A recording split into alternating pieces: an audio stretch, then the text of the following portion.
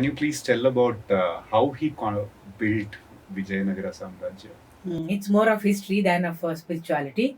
But since we belong to this tradition, uh, it's our duty to know a little bit about this aspect also. Sage Vidyaranya was living in that period of history of India where it was a very crucial and critical time because of the foreign invasions, especially the Muslims, invading India, and they had almost succeeded to touch upon the middle central India, and almost we had the threat of that culture invading into the deeper southern parts of India.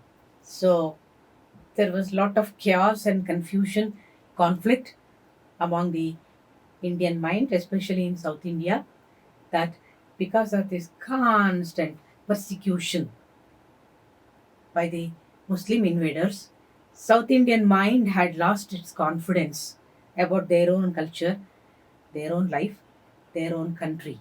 So the day-to-day living had become a very difficult phenomena because of the threat of invasion, and the very life and the breath of life was in threat always and in danger. So they were all scattered, and small kingdoms.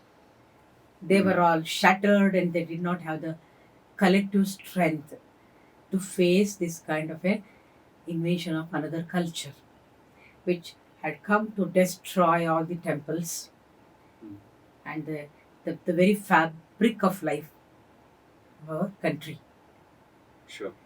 So in such a critical situation, Sage Vidyaranya was given the task of unifying these scattered strengths of the political powers of these small kingdoms and territories, and unite the Indian mind to safeguard their culture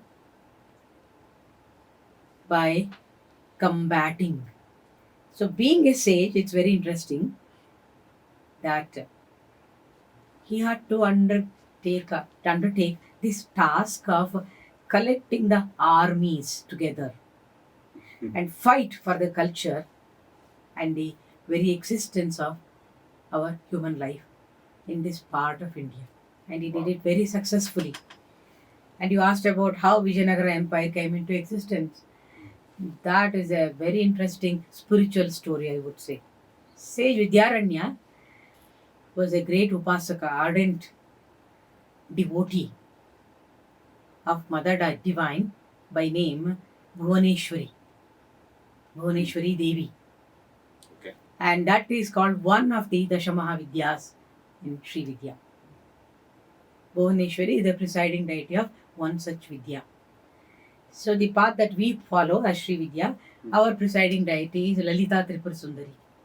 Like that, there are other 9 deities, and one among them is Bhuvaneshwari. So Sage Vidyaranya was a great devotee, as I told you, of Bhuvaneshwari Mata. And when he understood his most difficult task of unifying the strength of this Indian culture and safeguard these temple traditions and all that, he went into a deep samadhi, propitiating the Mother Divine Bhuvaneshwari. Now it is called Vijayanagara or Hampi in Karnataka. Yes. Even to this day, you find this temple intact. And there is a cave where Sage Vidyaranya left his body.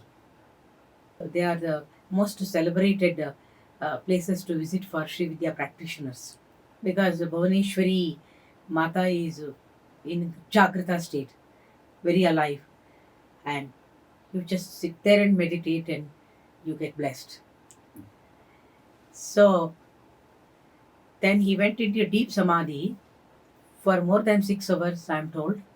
And before doing that, he was looking for a proper leader, a Kshatriya ruler, who will be capable of bringing all these small little kingdoms and kings and territorial leaders into one fold, so that as a unified strength they would be able to face the invaders. Okay.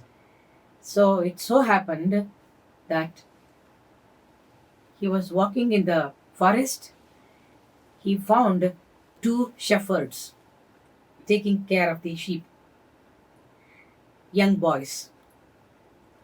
When he looked at them, because he's also a sage, a meditator, a rishi, he could see the inner power and strength and radiance of these two boys.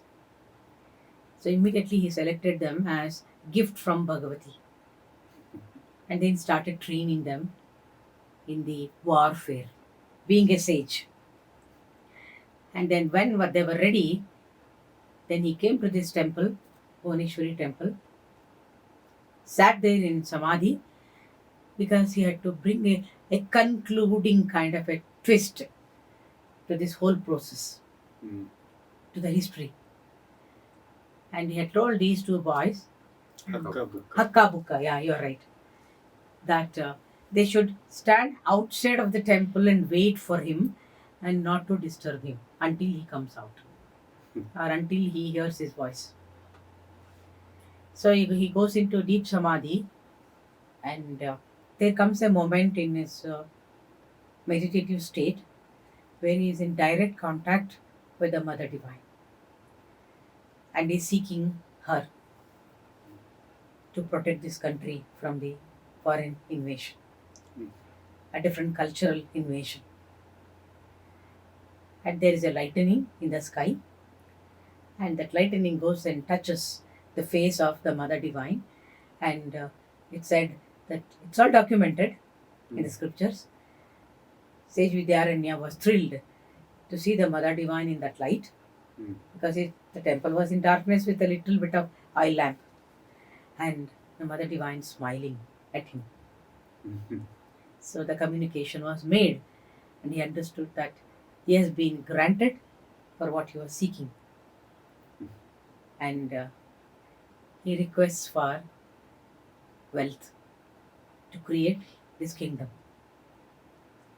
Then there is a varsha of all the precious stones and gold and all that outside the temple.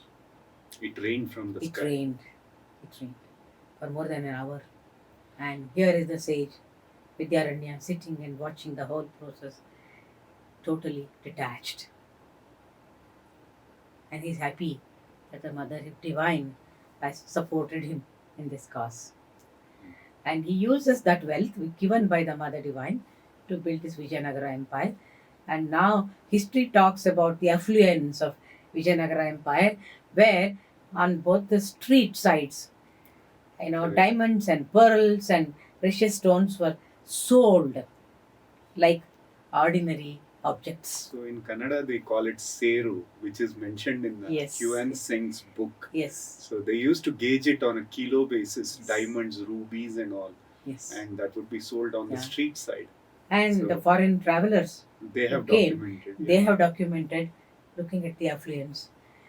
Yes. We don't know whether to be happy about the affluence that we had at that time, or that itself became a temptation for the invaders to come again and again, again and again, again and again, and take an oath to destroy our culture completely.